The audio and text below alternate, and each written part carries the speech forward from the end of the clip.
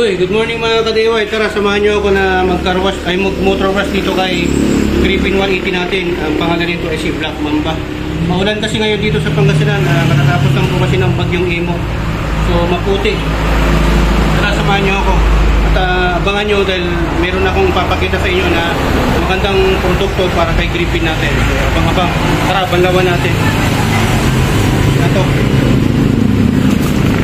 Garam air tayo.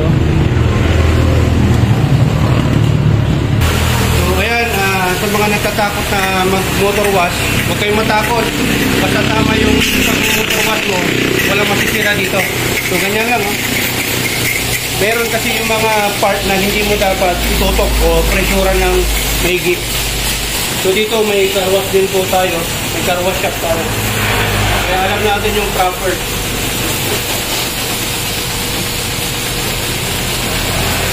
Yan. Yan, ito butas yan. Pero nilagyan natin ng basahan para hindi pumasok sa loob.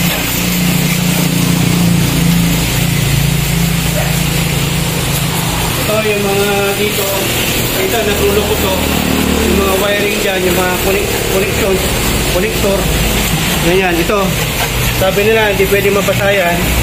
Huwag mo lang masyadong tututukan. Pero sa akin, binabasa ko yung mga ka-DIY. Oh. Yan. Ito yung spark plug. Yan. Sabi nila, hindi pwedeng tutukan yan. Yan. Mga internal, mga wiring yan eh. Yan. Sensor. Socket.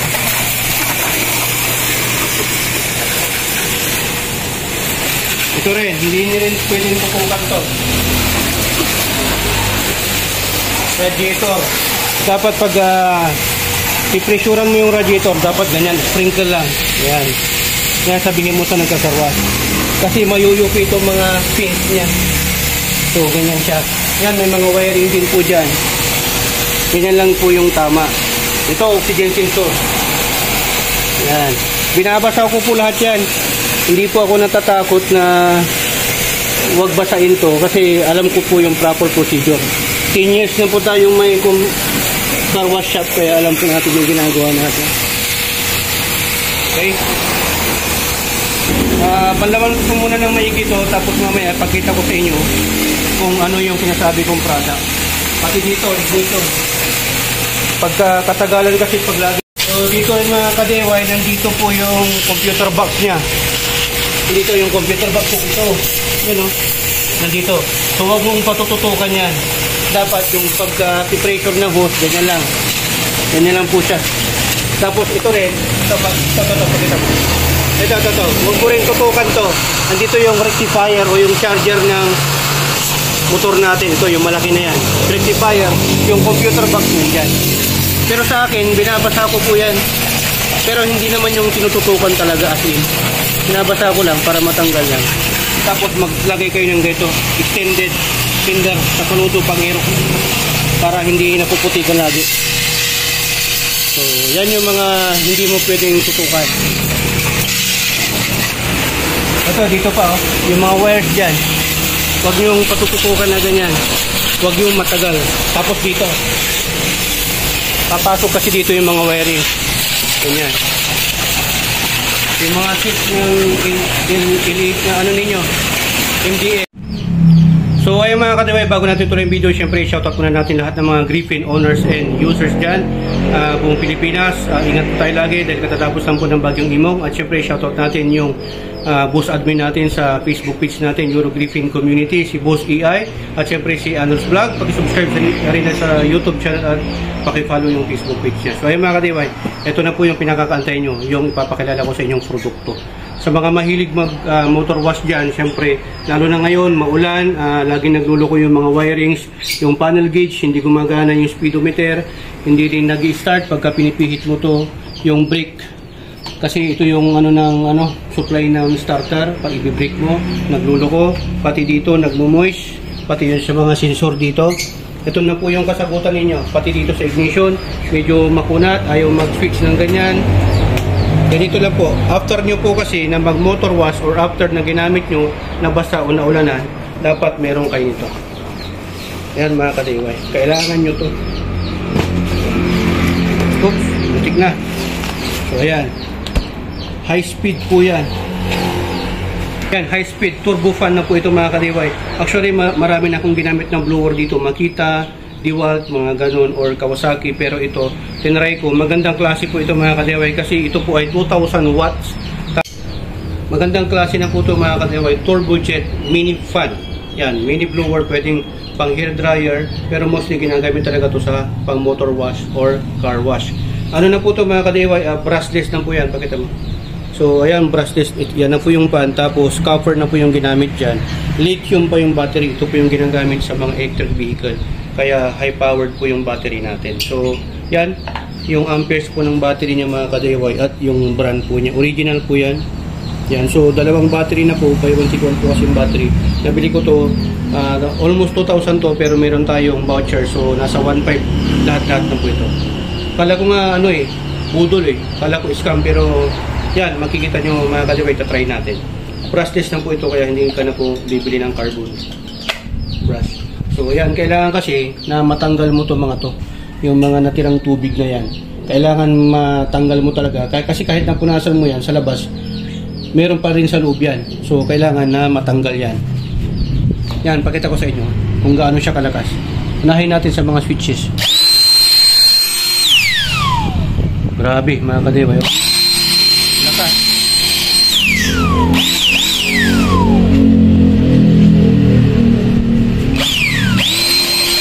Yan, dapat kailangan lagitan yan.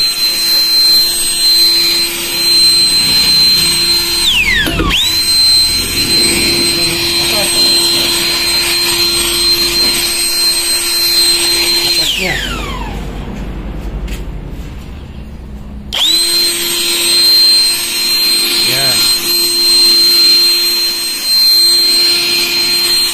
Ang liit pero ang lakas, parang turbo. Ito. Yan, kailangan yung matanggal din yan. Grabe, ang lakas.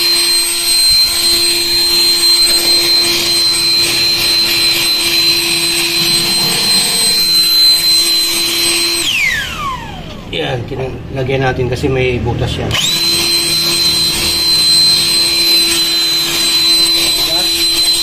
Nakalakas.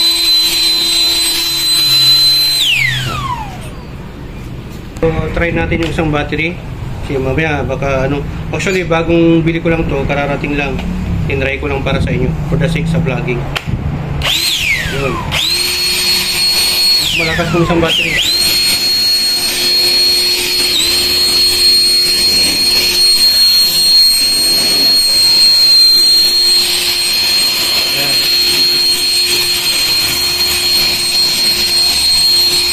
Yung mga kadiway,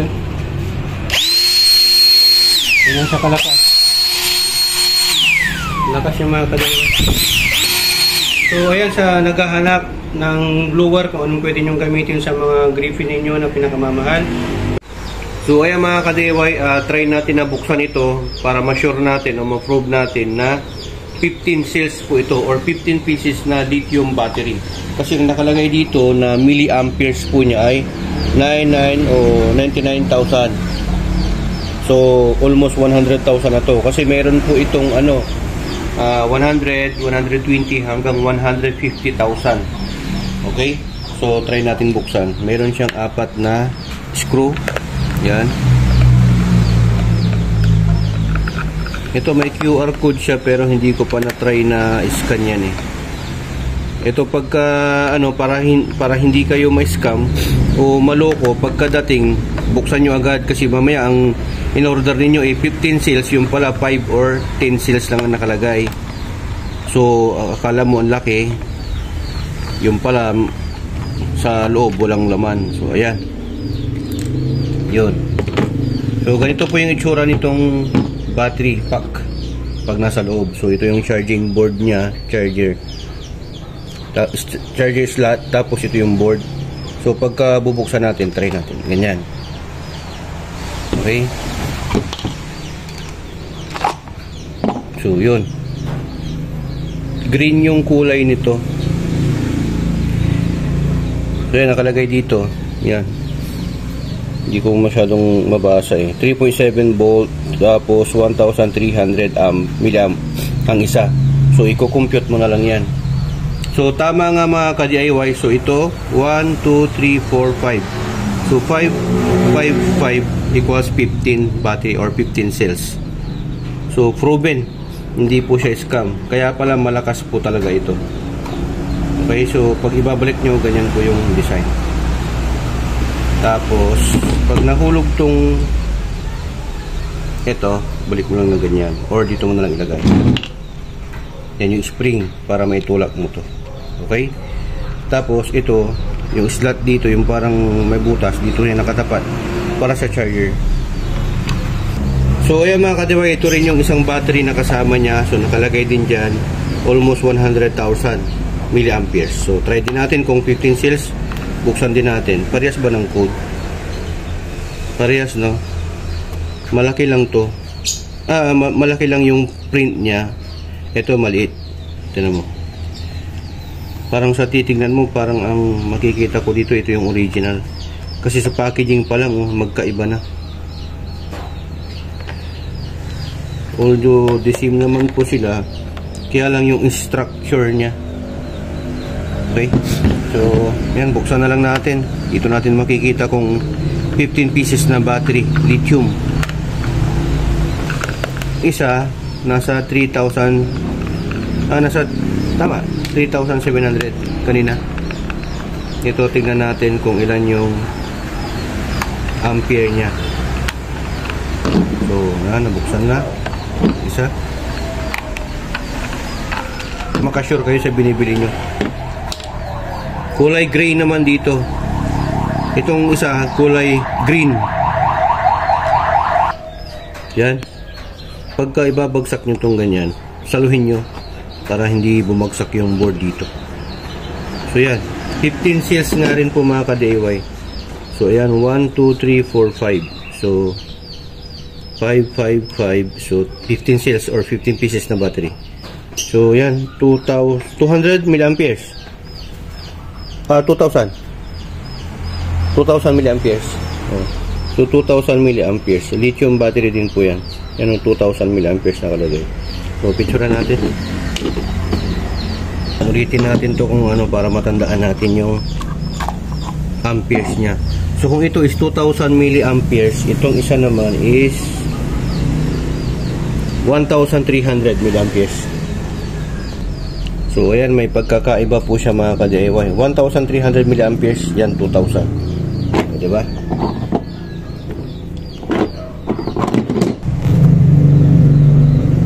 So, ayan, proven na natin na tama naman po yung pieces or cells ng battery, which is 15.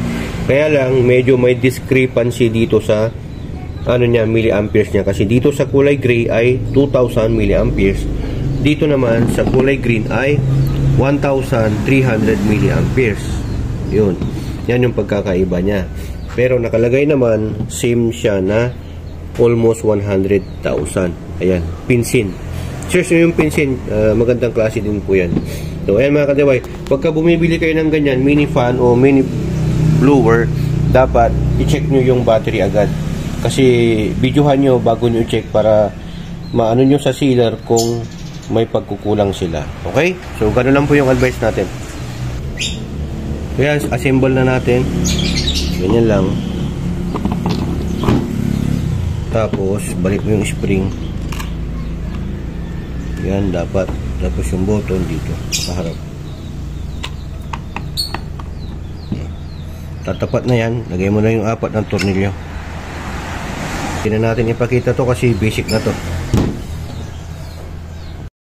So yan, sa mga naghahanap ng mga blower o mini dry fan, ito na lang po mga ka-DIY. Pwede nyo i-try. Tapos ilalagay ko na lang po yung link sa description below kung saan kong store nabili. Sa Shopee ko to mga ka-DIY. So ayan, nakita nyo naman medyo natuyo na rin. So ayan, hindi ko pa masyadong na-try yung battery kung ilang oras bago siya maubos. So ganoon lang po mga ka-DIY. Hoping naman natutunan lang po kayo sa vlog content natin sa ngayon. Kung ano pong pwedeng gamitin na blower or mini fan dito sa Griffin 180 natin. Try nyo po to, lithium battery na turbojet, high powered, 2,000 watts na blower by Pinsin. So, ayan mga kadiway. Yan dito sa SPT, natuto ka na, nakatipid ka pa dahil sa SPT, sharing is caring. So, ayan, maraming salamat. To God will be the glory and burn time. Signing off.